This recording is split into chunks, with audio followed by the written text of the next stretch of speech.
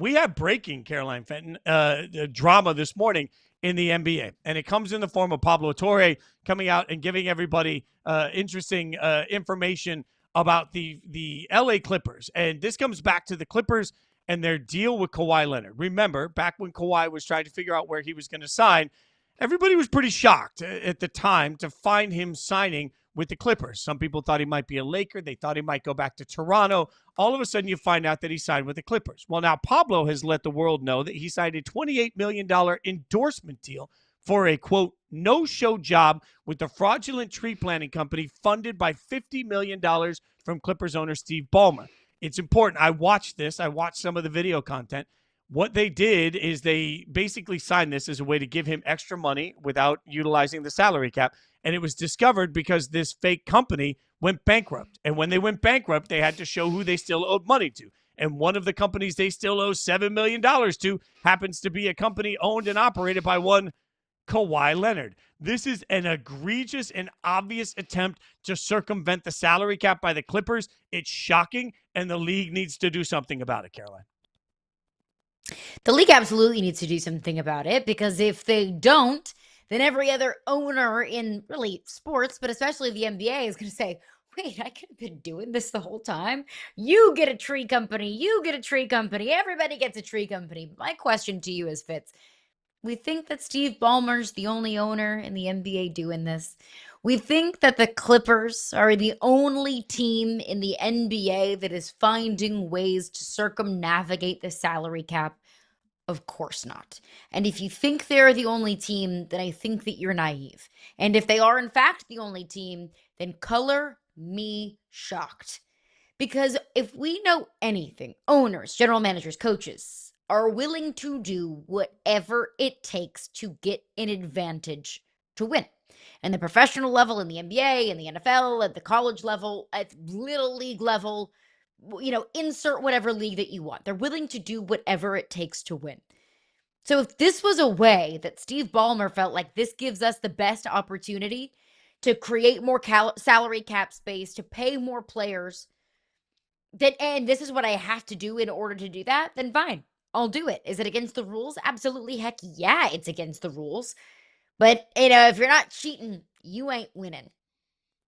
But if you're getting caught, then you have to get absolutely destroyed for it. I hear you, but this is just part of society. If we're all driving down the highway, if I'm driving on a road trip and Caroline's driving in front of me, she drives way faster than this old guy does, right? And all of a sudden, I'm the one that gets pulled over by the cops. I can't say, well, I was following Caroline and she was speeding too. Like, it doesn't work that way. I got busted, right? If we all decide that we're going to go to our local electronics store today and just start taking TVs out, and I'm the one that gets arrested, I don't get to say, well, everybody else is doing it. This is the college football logic that we hear all the time when people say, yeah, but I mean, who cares if he was stealing signals, or who cares if they're giving the bag to somebody, because everybody's doing it. Okay, well, if everybody's doing it and everybody else is smart enough to not get caught doing it, then shame on you. The fact is, the minute 100%.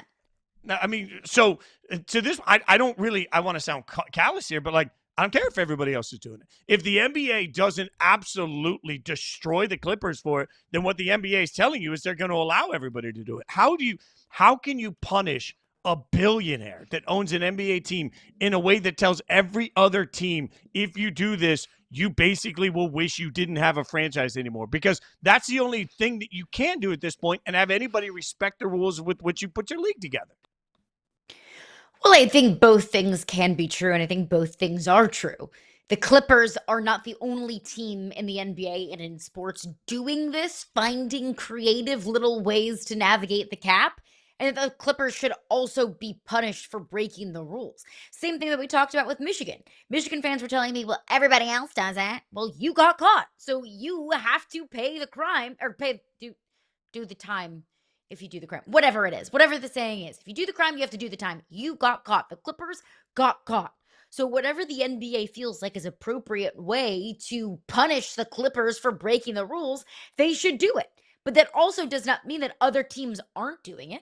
So if this is the sacrificial lamb, so to speak, for the NBA to make an example of the Clippers, to say we will not tolerate this, then so be it. Then that happens. And I do think that the NBA should come down on the Clippers for this, because if the NBA does, in fact, want to have a league that feels like, everybody has a seat at the table, that feels like there's at least, an opening for any team to potentially win a championship, which I think if you look at the playoffs and the postseason this past year, that is in fact the case, that we have teams like Minnesota and Oklahoma City and Indiana, getting a crack at a championship, then I think that would tell you that it's going according to plan. But to my point, the NBA, it can't ignore this.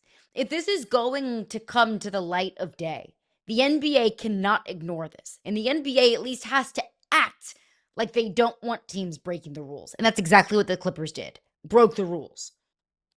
The wild part of all this to me, and again, this is Pablo Torre just finding this out, so there's a lot of layers left to come. If you're Steve Ballmer, I just looked it up on the worldwide interweb, and his approximate, according to Google, net worth is $153.1 billion. The level of arrogance that it requires, like, this was discovered because a company went bankrupt. Just buy the company, Steve.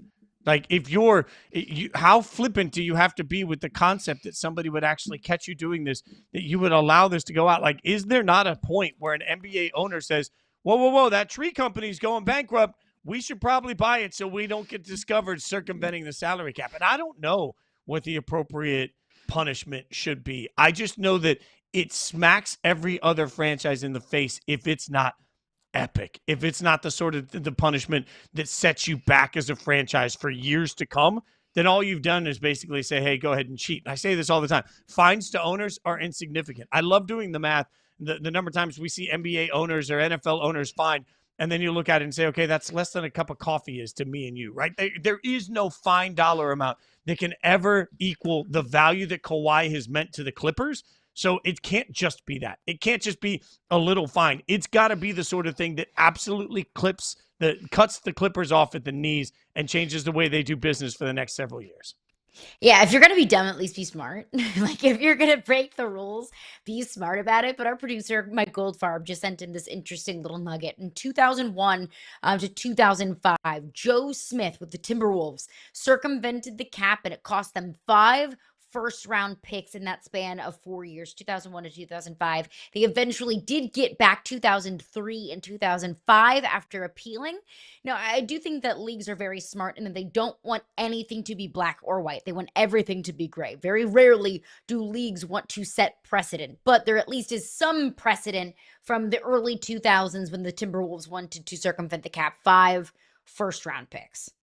Yeah, and that to me would be a nice start for what I think should happen to the Clippers if they did this. And it raises that great question. Was it all worth it? I mean, all of the hype, all of the years we've been talking about, all the money they spent, the conversations that everybody had the day he signed with the Clippers about what it mean the Clippers were taking over LA and what would it mean for the future of the franchise. And now we sit here several years later and we're like, oh, well, what do you know? The Clippers clipped, and all of a sudden we ended up right back here with an organization that can't figure out how to win, an organization that may have just broken all the rules, and an organization that is really only known in NBA circles right now for all of the things that they do wrong instead of any of the things that they do right.